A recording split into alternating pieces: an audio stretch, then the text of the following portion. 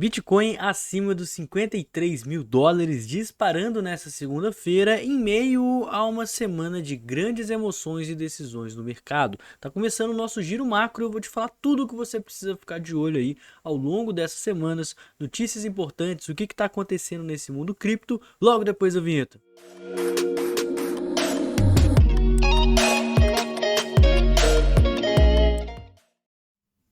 Pessoal, é o seguinte, começando aqui no nosso calendário econômico, né?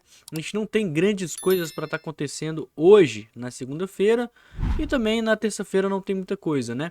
Na quarta a gente vai ter o PIB referente aqui ao quarto trimestre lá dos Estados Unidos, então esse é um dado bastante importante porque ele vai mostrar o quão aquecido tá o consumo, a produção lá nos Estados Unidos, mas principalmente quinta-feira vai ser o dia mais importante de todos, porque vai ser divulgado o PCE, que é o núcleo de preços que o Banco Central americano mais olha, certo? E a gente já viu como que nas últimas semanas o cenário inflacionário foi complicado aí para o preço das ações, né? O que fez o preço subir, na verdade, foi as ações da Nvidia que acabou retomando aí esse otimismo para o mercado e a gente comentou disso aqui no canal. Mas se a gente tiver aqui um PCE ruim, né, um PCE acima do esperado, vai mostrar justamente o que o Banco Central falou nas atas da FONC divulgadas na semana passada, que a inflação ela segue muito forte, né? Que a inflação ela segue muito difícil de ser controlada e, consequentemente, o corte na taxa de juros pode acontecer além do esperado. Para você ter uma ideia, o mercado ele está começando a achar que a gente só vai ter corte na taxa de juros provavelmente no mês de junho e não mais em maio. Olha só, a maior probabilidade é que não haja cortes em maio. Então, se a gente vê o PCE alto, pode ser que de junho até passe para julho, né? E a gente vá protelando mais esses cortes. Olha só, eles já estão até projetando que tenha corte em junho, mas em julho já não tenha. Então seria, por exemplo, um corte a cada 2 reuniões, né? Então, enfim, a gente vai ver como que vai ficar essa precificação a partir de quinta-feira, que ao meu ver é o dia mais importante aqui para a semana, tá? Bitcoin está disparando, eu até fiz uma análise hoje mais cedo falando que ele ainda estava nessa no trading zone e falei aqui de oportunidades caso o preço subisse, caso o preço caísse. Então, se você quiser saber mais detalhes gráficos, dá uma olhada no vídeo de hoje cedo. Para mim, esse rompimento aqui, ele tá muito bonito, né? Ele entrou bastante volume aqui nos gráficos menores, inclusive no 4 horas a gente teve até fechamento aqui acima dos 53, tá? Deixa eu ver onde é que fechou certinho para eu não falar a informação errada. Fechou no 52.800, ainda não foi um fechamento acima do 53. Mas se a gente fechar o 4 horas acima do 53, já é interessante, né? Porque esse foi um fechamento em uma reunião, em uma região que até então a gente teve rejeições. Então, para mim, tá com uma cara muito bonita esse rompimento, né? A gente falou desse padrão de continuação, que inclusive eu falei, cara, o mercado tava, na hora que eu gravei o vídeo, tava fraco, não tava demonstrando força, né? Agora o volume entrou, se a gente fechar aqui o diário acima dos 53, excelente notícia, mas eu ainda continuo com um pouquinho de pé atrás porque a gente está numa região de resistência, né, pessoal? Então, assim, o Bitcoin está subindo bastante, a gente está numa região de resistência. E para mim, um dos motivos, né, que a gente está vendo essa alta é justamente aquele retorno do otimismo da Bolsa de Valores que está na sua máxima histórica, juntamente com o otimismo do mercado tradicional em relação ao próprio criptoativo. Então, por exemplo, o GBTC, né, que é o ETF da Grayscale, registrou menor volume de saques diários desde que virou um ETF de fato de Bitcoin. Então, o GBTC, desde que foram aprovados os ETFs lá no dia 10 de janeiro agora de 2024, ele foi vendo o seu saldo sair, né, lá de dentro do ETF. Por quê?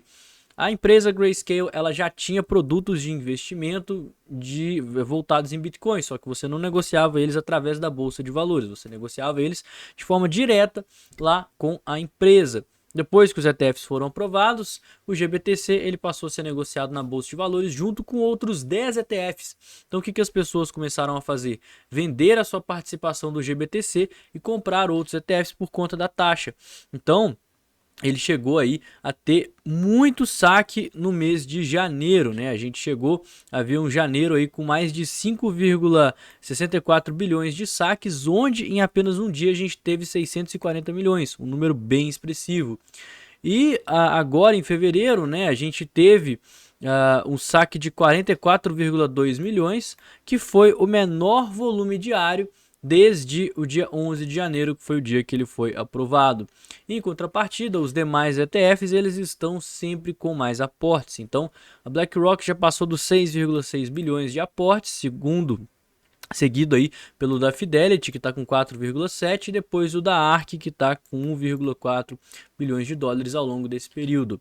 E igual eu falei, né, os saques eles já eram esperados justamente porque as taxas da GBTC eram muito maiores. Olha só, se você quisesse ter o ETF, né, do GBTC que acompanha a performance do Bitcoin, você tinha uma taxa de administração de 1,5%, porque até então esse era o único fundo de investimento no Bitcoin que era o maior de todos, né? Então as pessoas elas tinham que se sujeitar a pagar 1,5%.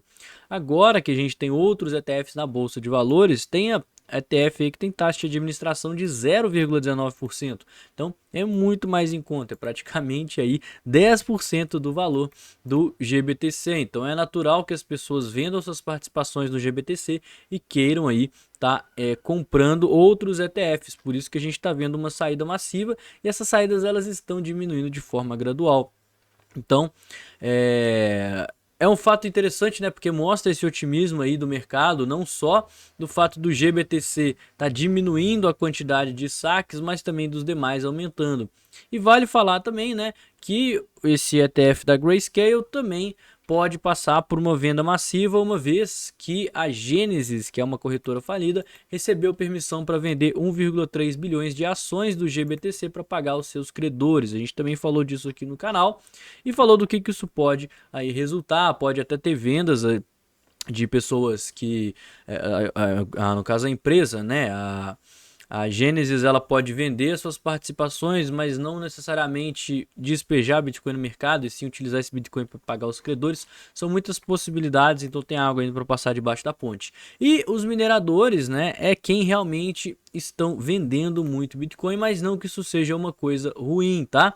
Então, nas últimas 3 semanas, o que os dados da blockchain apontam é que as carteiras de mineradores já transferiram mais de 700 mil Bitcoins para venda, né, que é o que a gente chama de OTC, as vendas de mesas de balcão. Quando alguém vai vender uma quantidade muito grande, não vende da forma tradicional que a gente está acostumado, né, no mercado à vista, no mercado spot. Vende através de OTC, porque aí negocia direto com a corretora e esse Bitcoin não vai consumir a liquidez ali do mercado, tá? Então, 700 mil Bitcoins é um valor muito expressivo. Para você ter uma ideia, a MicroStrategy, que é a maior detentora pública de Bitcoin hoje, né, a empresa, ela tem 190 mil Bitcoins. Então, a gente está falando aqui de praticamente 4 vezes, né, mais um pouquinho de 4 vezes eu acho, o valor de um pouquinho, na verdade eu acho que é por volta de 4 mesmo, né, o valor da MicroStrategy que pode ser despejado no mercado. Então é uma quantidade tão significativa que indica que os mineradores provavelmente estão se preparando para o halving. O halving é aquele evento que acontece a cada 4 anos, né, que corta a recompensa pela metade aí dos mineradores. Então eles estão querendo aproveitar que o preço do Bitcoin ele já está bastante esticado, né, está próximo aí a uma região de máximas de forte resistência, para fazer aquele caixa, para comprar novas placas de mineração, para ter uma reserva até o preço do Bitcoin dar uma estabilizada e eles voltarem a ficar no lucro, porque eles vão passar a receber metade do que eles recebiam antes para estar arcando com os mesmos custos, né, de energia elétrica, de placas de mineração, de refrigeração. Então eles vão precisar de um caixa para estar mantendo a sua estrutura até eles fazerem o dinheiro e o preço do Bitcoin dar uma subida após o halving. Então com essa demanda, né, o preço do Bitcoin acima dos 50 mil dólares, os mineradores eles estão justamente aproveitando a oportunidade para utilizar essa reserva de criptomoedas para lucrar, investir em equipamentos mais poderosos, se preparando para um cenário depois do halving, além, né, de, claro, o fato de conseguir fazer aquele caixa para ficar sem vender bitcoins enquanto eles estiverem minerando, recebendo metade aí da quantia.